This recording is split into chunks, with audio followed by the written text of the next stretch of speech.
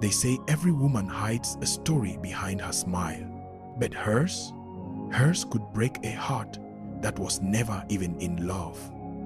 She lost her dad before she could even call him daddy. Her mother never remarried, and the word father became something she only heard other children say. Each time she watched fathers pick up their daughters from school, her heart whispered a quiet promise: my children will never grow up without a father. Life wasn't easy, but her mother's brother helped her through school. He believed in her, believed she could be more. Then university came, and with it, temptation disguised as love. In her first year at the university, she fell in love with a man. He was a divorced man with 4 daughters, wealthy, powerful, charming. He said she was special, different. When she got pregnant, her mother's heart broke, but the mayor insisted she keep the baby.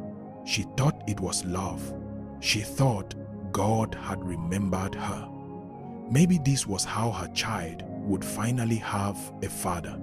But when the baby came and it was a girl, the same man who once called her his future walked away without looking back. He had been waiting for a boy. She had given him a daughter. That night, she realized a man's promise is only strong until life tests his intention.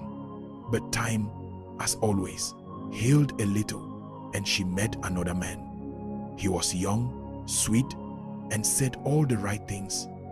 For once, she thought maybe love wasn't her enemy after all, until the day she found out he was sleeping with her best friend. She confronted them, and he told her, "You're not my wife, so what's the big deal?" She broke into pieces. Those words cut deeper than the knife itself. So she built a wall, a thick, invisible wall around her heart. Then came another man. He wasn't a womanizer. He just didn't value her. He gave her money only after sex, like he was paying for it. She learned to smile through pain, to call loneliness peace, and to call disappointment love.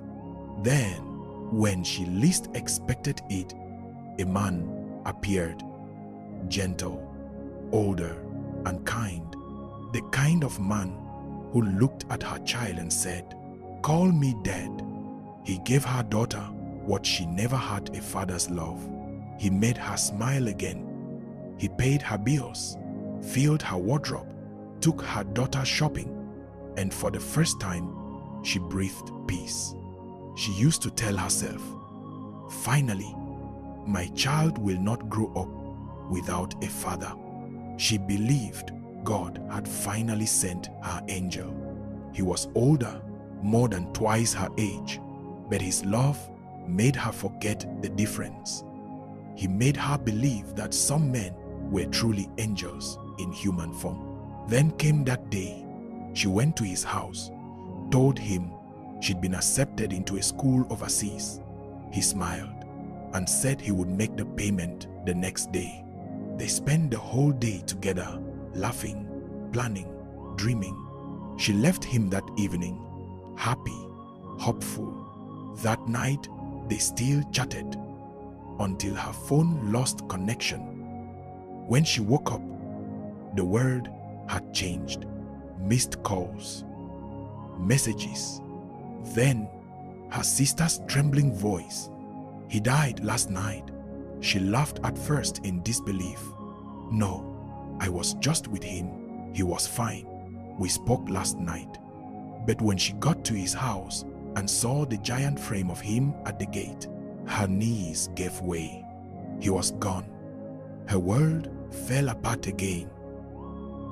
Then the truth followed. He had died while having sex with another woman. She didn't know what to feel. Anger, betrayal, grief. She only knew one thing she had lost, the only peace she ever found. She wasn't crying because he cheated. She was crying because he died. The man who taught her how to smile again left her heart broken and yet still thankful he existed. Sometimes, the people who bring you light are the same people who leave you in darkness. Maybe this is what life is teaching us, to love people who will one day become memories. And maybe her tears aren't for him alone, but for every woman who has loved and lost in silence. If you were her, would you cry because he cheated or because he died?